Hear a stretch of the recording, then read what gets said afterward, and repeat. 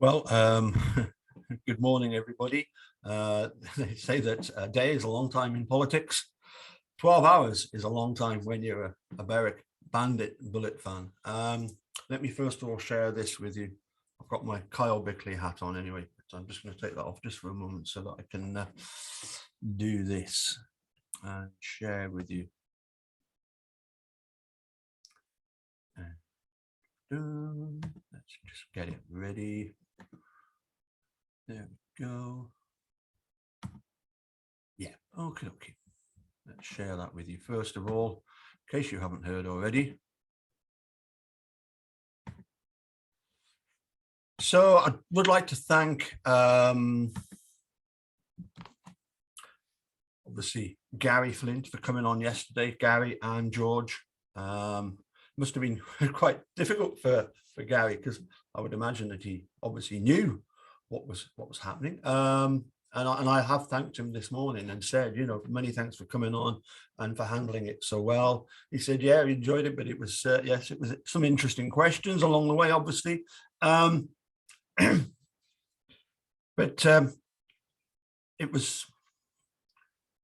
it's been about 6 weeks ago that we first started doing the live chats, and they've grown tremendously. We've had some great feedback from them. And initially we were just going to do one every couple of weeks, but obviously it's grown on arms and legs. And I was delighted. I think it was just Saturday or Friday when Bartosz Blair said, you know, Gary Flint's been in touch and he would be interested in coming on the show. So of course we got him on straight away last night. It was a great chat. I did apologize because it probably seemed like a bit of a Spanish Inquisition, you know, constantly asking questions about various things. You know, it was nice to get a little bit of nostalgia, which we've got later on. But the statement here by Berwick Speedway. Your Berwick Speedway management team have swooped to secure the signature of Danish Speedway Grand Prix 2-star Jonas Knudsen and talented young Brit Nathan Stoneman, who was enjoying a successful 2022 season with the Oxford Chargers. I did ask Gary if Jonas Knudsen is any relation to the great Tommy Knudsen. No. It would appear that Knudsen is not an uncommon name over there in Denmark. However, very unfortunate, we will be saying goodbye to a couple of great lads in Ty Proctor and Kyle Bickley from the Bandits lineup.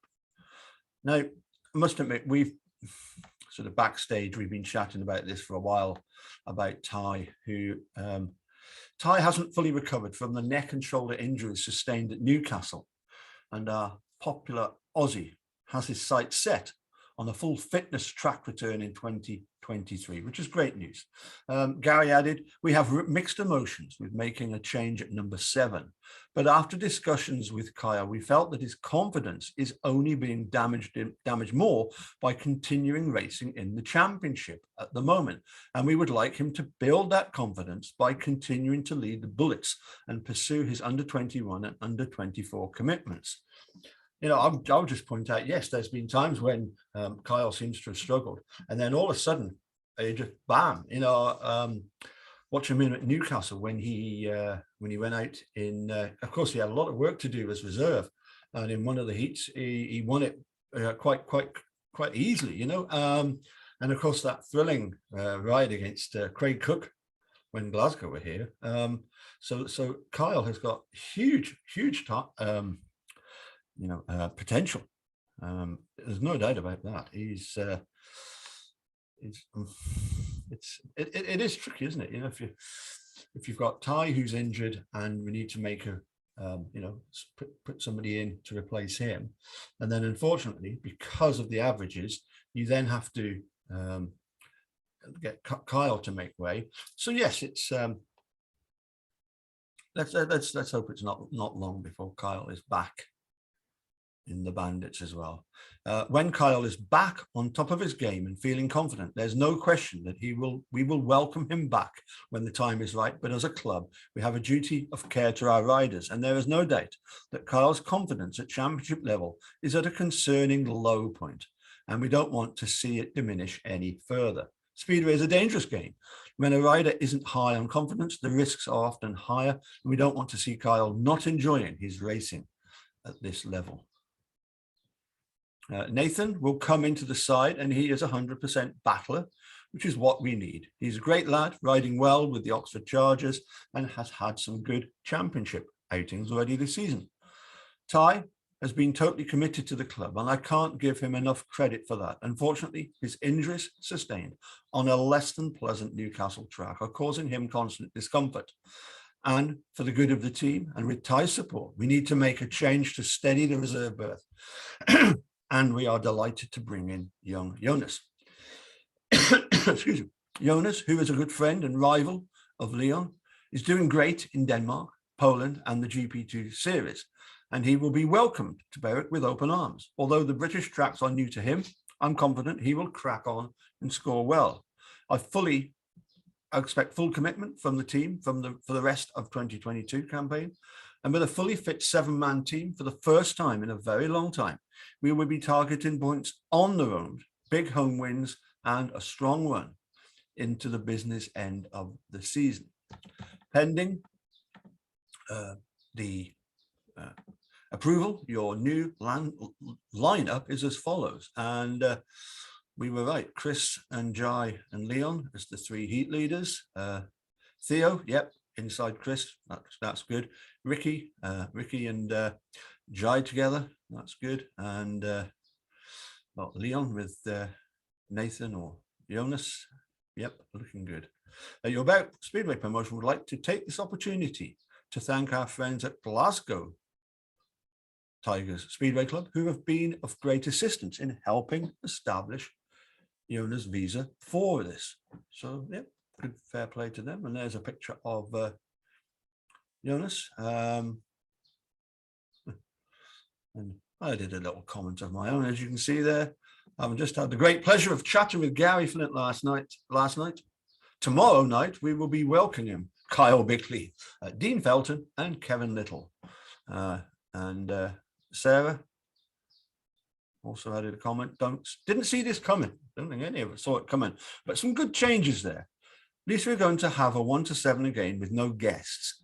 Time for Kyle to regain confidence with leading the Bullets. It's obvious that the Championship League was killing his confidence. He's a step above in the National Development League, though. Okay, so what's next up for you?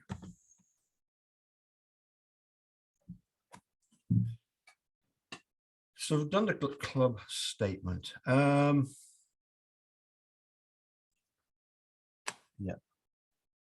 Time for a bit of nostalgia. Yes, there we go.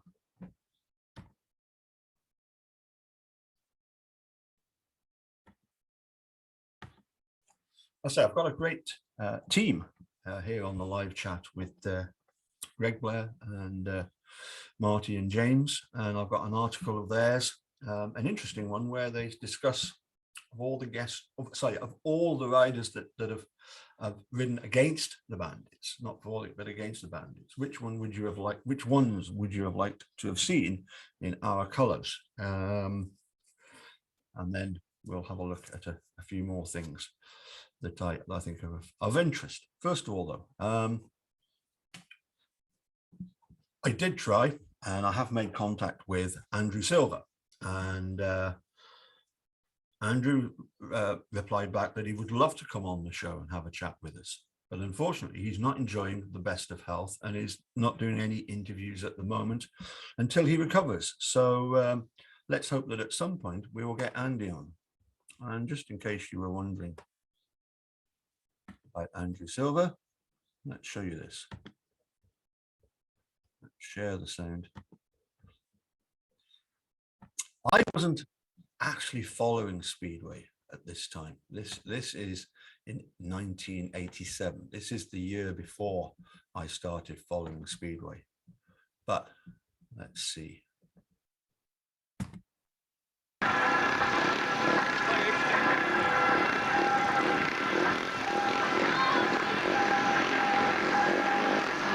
Andrew's in the white helmet.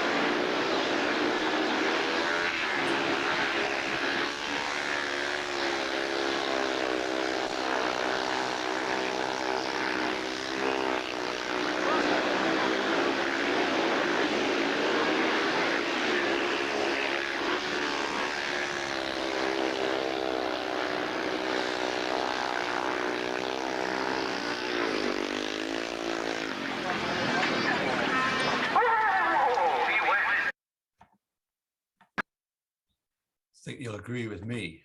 That's some style, and he is definitely on the list of riders I would have liked to have seen in Bandit colours, whether it be at Berrington or at Shielfield. And of course, we remember that he came back briefly with Ryehouse, and when Ryehouse raced against Berwick, Greg Blair, a young Greg Blair, was our reserve. Andrew Silver was their reserve, and Greg Blair actually managed to beat Andy Silver. I think Greg managed third and relegated Andrew Silver to last place. And of course, as they were shaking hands on the back straight, and I was literally stood the other side of the fence, they managed to fetch each other off. Luckily, unlike Theo and Leon, nobody was injured. They actually got back up and obviously had a bit of a laugh about it, and actually hugged each other there on the track, which was great to see. But yeah, you wonder at times about these, when they get so close and shaking hands, maybe not always the best idea.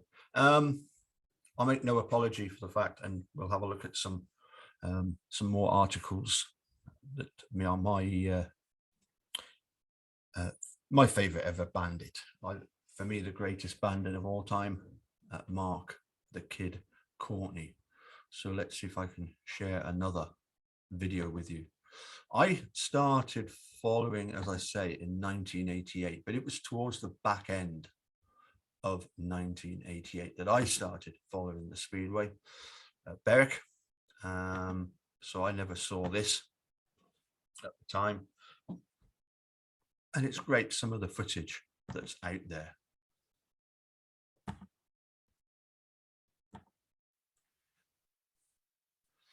This is last to first. Mark Courtney, fast and always stylish.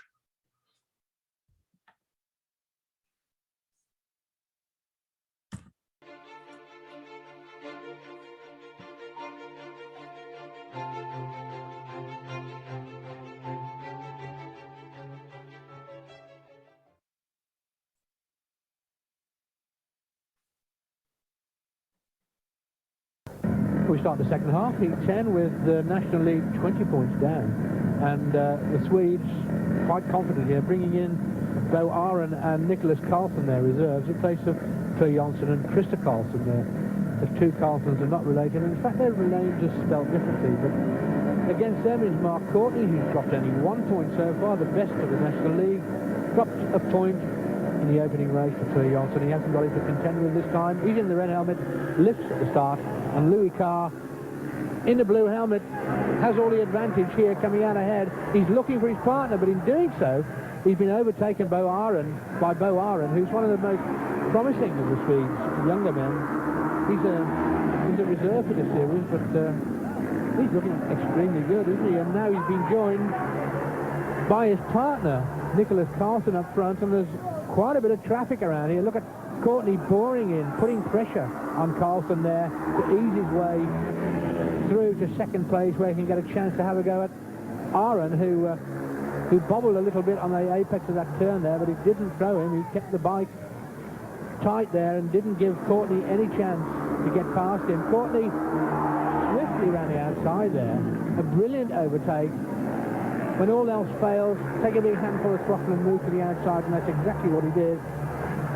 Not wasting time trying to bore holes through on the inside. He took his chances on the outside. Aaron probably was expecting a challenge to come on the inside. And there it is, a win for Courtney.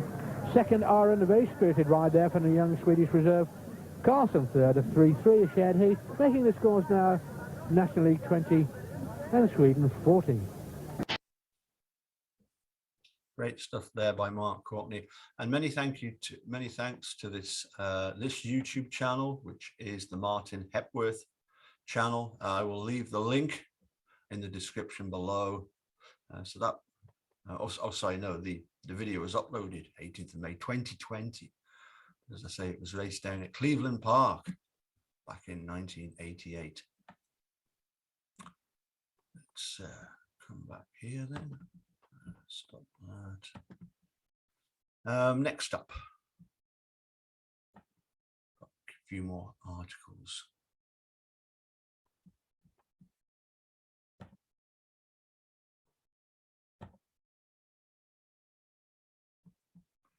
Let's do this one next.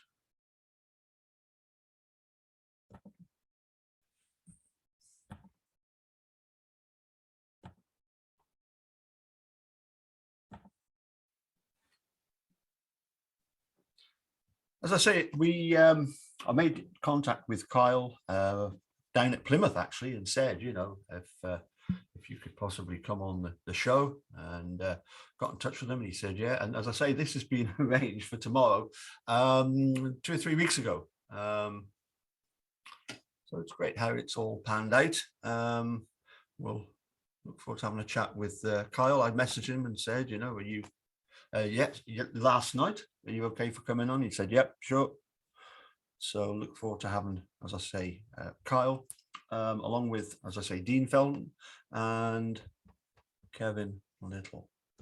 Here's an article which I really like. Bandits set to welcome new inductees into Hall of Fame. Former riders, promoters and track staff are set to be welcomed as the latest into the Berwick Speedway Hall of Fame. This was from the 3rd of January 2018.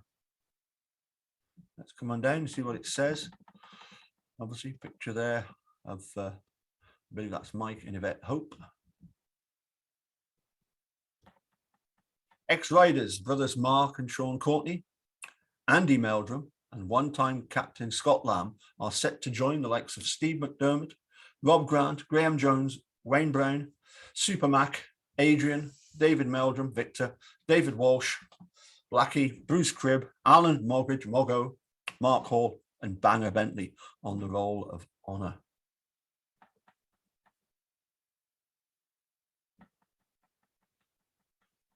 Former promoters Mike and Yvette Hope from Wooler joined the founding Taylor family and Davey Fairburn as bosses who have been recognised by the organisers, and club stewards Ewan Thompson and the late Jeff Coulson are also set to be honoured.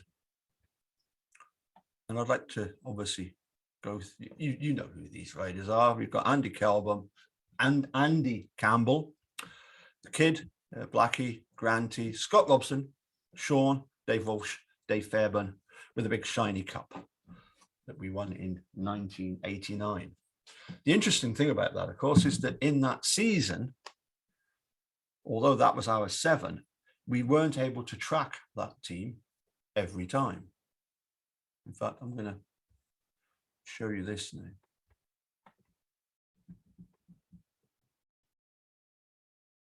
Yeah, there it is.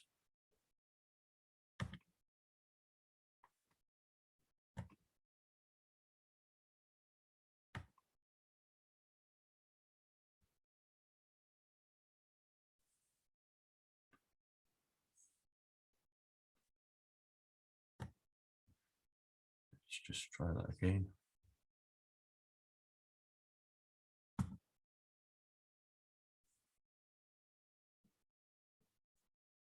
I don't seem to get that to work. Not to worry, we'll just carry on with the article, and I'll try and dig that up for you. As I say, that's the 1989 Cup winning team. They will be inducted at a ceremony which is being held in the Black and Gold on Saturday, January 27th. Andy Meldrum was one of the early bandits and the uncle of David, who was already a Hall of Famer. He rode for the club between 1969 and 73 and overall competed in 127 matches, taking part in 523 races, scoring 825 points and 92 bonus for an overall average of 6.41. Mark Courtney is a rider often debated as one of the greatest bandits of all time. Nah, not for me. There's no debate. A former British under-21 champion, he was brought to the club by former promoter Dave Fairbairn and his sidekick Ian Graham. He raced for the club in their years at Berrington Loft, where he was nigh on unbeatable in his pomp, helping them to win the Knockout Cup in 1989.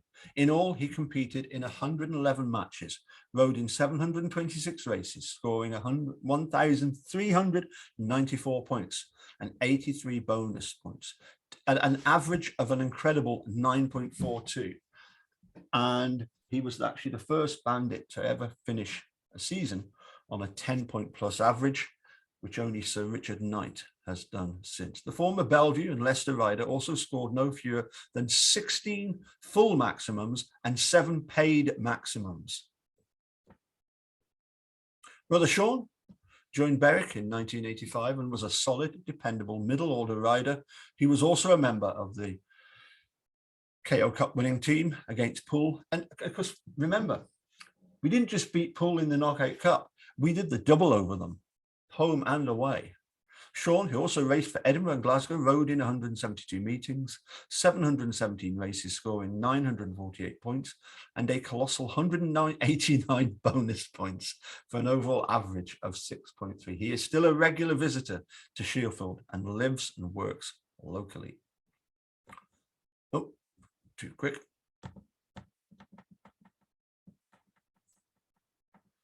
Scott Lamb first raced for Berwick in 85, but did not join the club until 92, returning again in 97 after a spell away with Edinburgh and the Scottish Monarchs. His fast skating was a feature of his racing, and in his time with the Bandits, he rode in 159 matches, 752 races, scoring 1,393 points, 81 bonus points to average 7.75. Mike and Yvette Hope came to Berwick's rescue after the club closed at the end of the, this keeps jumping, closed at the end of 1992 under former owner Terry Linden. In 1994, they entered the British League 3, now the National League, and they enjoyed success in the Cup. In the league, KO Cup, and Kevin Little won the Riders' Championship. But they wanted to see Speedway return to Sheffield Park, and in 96 they achieved their dream, running in the Conference League in 97. They returned to the second tier.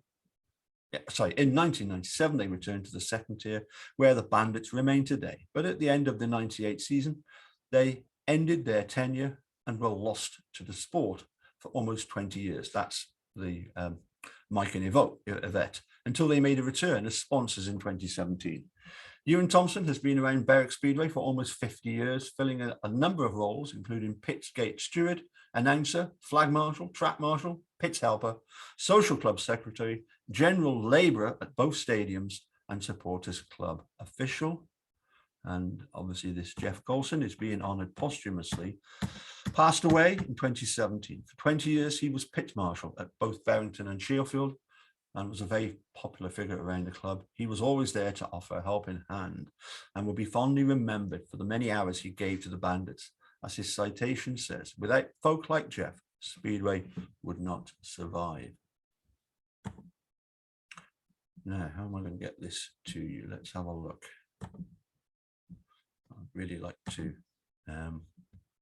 get this photo up. I need to figure out the best way of doing it because it's not coming up on my screen at the moment.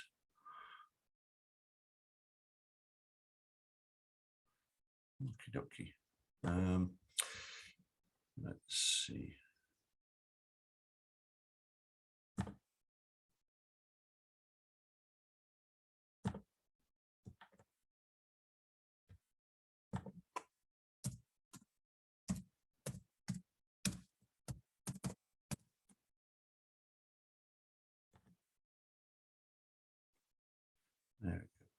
See if that's come up now.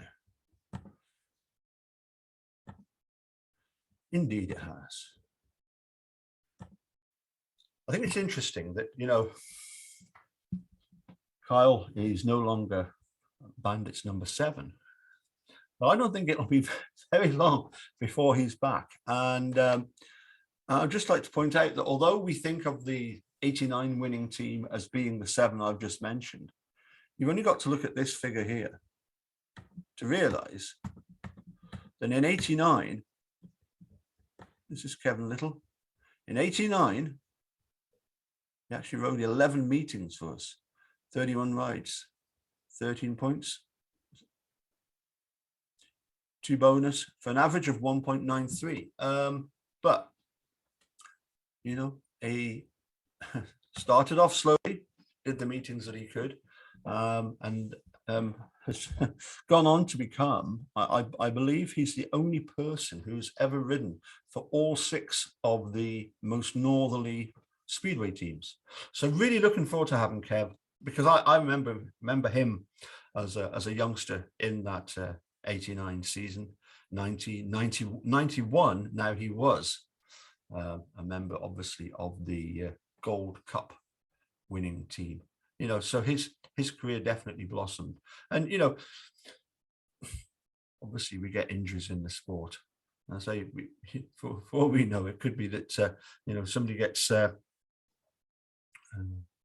clattered into, you know, this week or next week. Kyle has to come back. Such as Speedway. But anyway, looking forward, as I say, to having a chat with him. And Dean Felton, it was Marty, actually, bless him, that said, Paul, I'd like to invite Dean Felton. I said, yeah, sure do, because I remember Dean as, I think it was just around about the millennium, just before, just after, he rode for us for a few seasons. And it was a really hard trier, often taking, if I remember rightly, taking quite a lot of extra reserve rides. So looking forward to that, which brings me on to my next bit of chat that I like. Let's see, where are we? If I do this.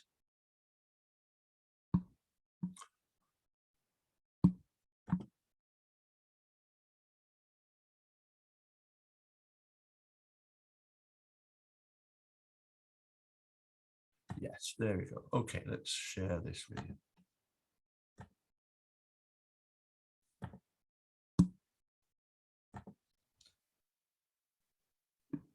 This is from 2017. This is an article by Mythman. Hello, folks. Thanks for stopping by. Time for another blog entry from me, the Mythman. Last time out, I gave you guys the opportunity to send me in your Bandits Dream Team, and one of you guys duly delivered. Bandits superfan and General Speedway Oracle, Marty Clyde. See, the other one of the shouty brothers. I mean, James, you're not being fair there. You're both oracles when it comes to Speedway, and Berwick in particular. Marty Clyde has sent me 7 riders he wished he had seen don the black and gold of the Bandits, and what a list it is. So without further ado, let's have a look.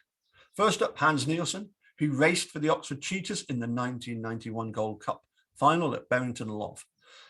Whilst he didn't max out that night or in either night, he was an extremely stylish rider, yes, who was an electric starter, and from that night on became a Martin's favourite rider ever, which made it impossible for him to be omitted from any sort of dream team.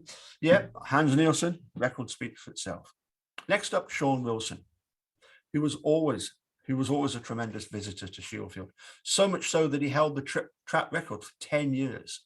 The way he attacked the track made him an absolute joy to watch, and his battles with the likes of Mogo became the stuff of legend. It would have been very difficult for anyone to leave him out of a list of this nature. There were very few riders who really set the heather alight on their first visit to Shieldfield Park. I remember Lee Complin's first visit and chatting with Peter Waite afterwards, and he guessed him for us though, in fairness, but he was also, you could tell he had lines that nobody else had. But a young Pole by the name of Janusz Kolodzi, I remember him, for Reading, attacked the track every race despite having never seen the place before. Nobody knew who this lad was when Reading came up that night, but everyone was talking about him by the end of the night. Such a joy to watch. Back in 2000, Chris Harris was a young man trying to make his way in the sport, riding for the Exeter Falcons. He would then go on to join Trelawney Tigers, with whom he would develop into a top Premier League performer. His performances around Shieldfield Park were generally always outstanding, and the manner in which he scored his points made him one of the most exciting visitors ever. Another former track record holder who can boast passing the great Lee Adams on his way to a Border-Annapolis title a number of years ago. And at one time, Chris's mechanic was Mark Courtney. Next up, a man who was so good he could walk on water, at least according to the Glasgow Tigers fans. Shane Parker first visited Shieldfield as a Kings Lynn rider back in 2003. I remember that. A highly consistent rider who was a tremendous team man and the last of a dying breed when it came to the art of team riding.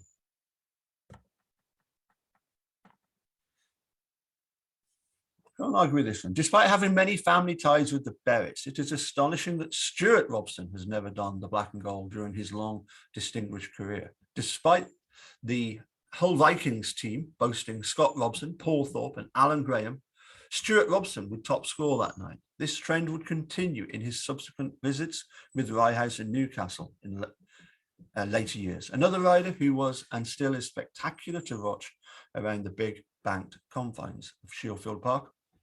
Martin's final pick is none other than the legendary Les Collins. Couldn't argue with that either. One of the fairest riders around, whose scoring didn't diminish in spite of this. A highly capable rider, both around the big banked Shieldfield Park or around the tight technical Berrington Loft. And I would also add Powder Hall to that list. It was a tight technical track.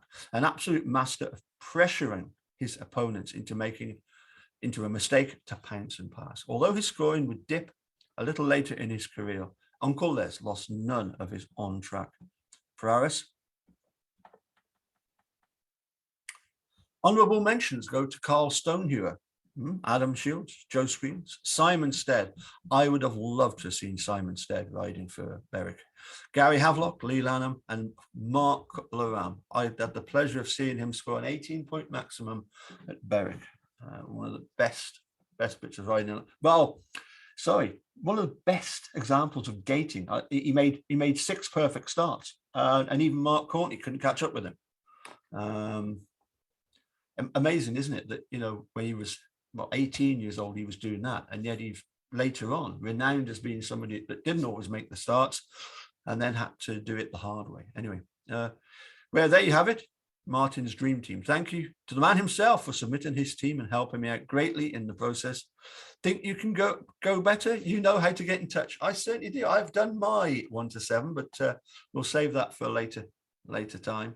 Until next time, and there will be a next time, right, I'll have to go on, which is a wee tribute to Uncle Bill, because that was one of Bill Black's sayings. And there is James himself. So let's see. I think I've done all the articles, but I will just check.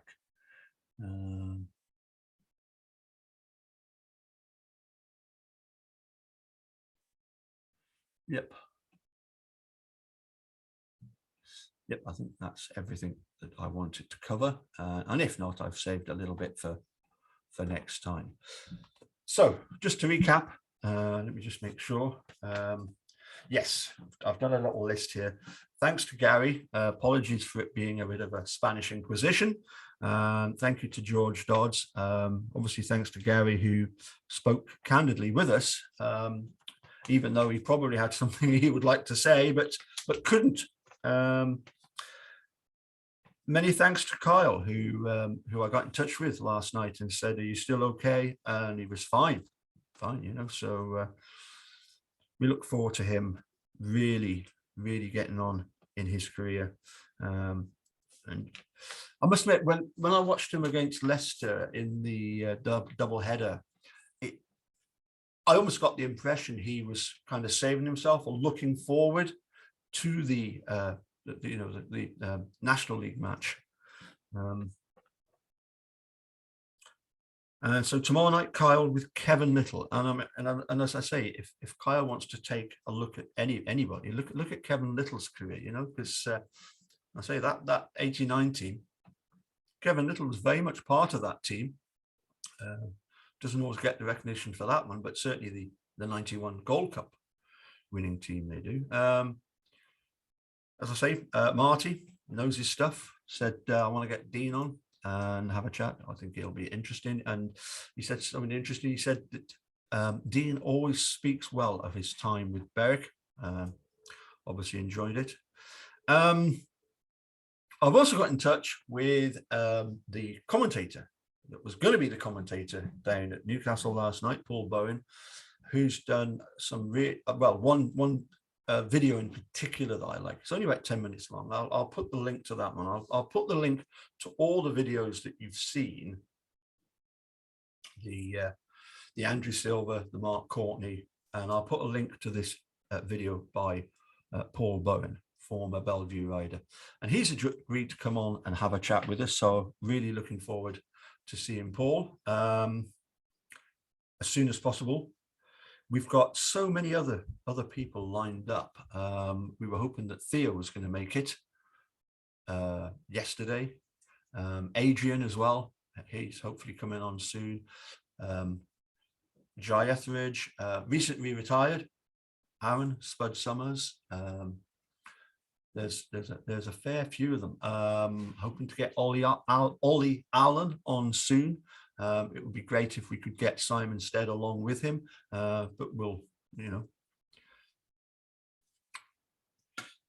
keep going with this because I'm thoroughly enjoying it, and I know that the lads are.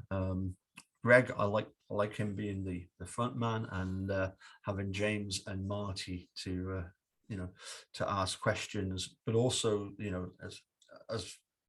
as we saw in that article, he is a bit of an oracle. When you ask him a question about something, he'll often know the year that it was and what the result was. So anyway, yeah, I think that's all we need to cover. And tune in tomorrow night. And as I say, it'll be. Let me just pop on my Kyle Bickley cap, which I acquired recently. And certainly this Saturday, when he appears for Berwick, I'm sure he's going to get a rising reception because he's at times this year, as I say, he's pulled off some fantastic races.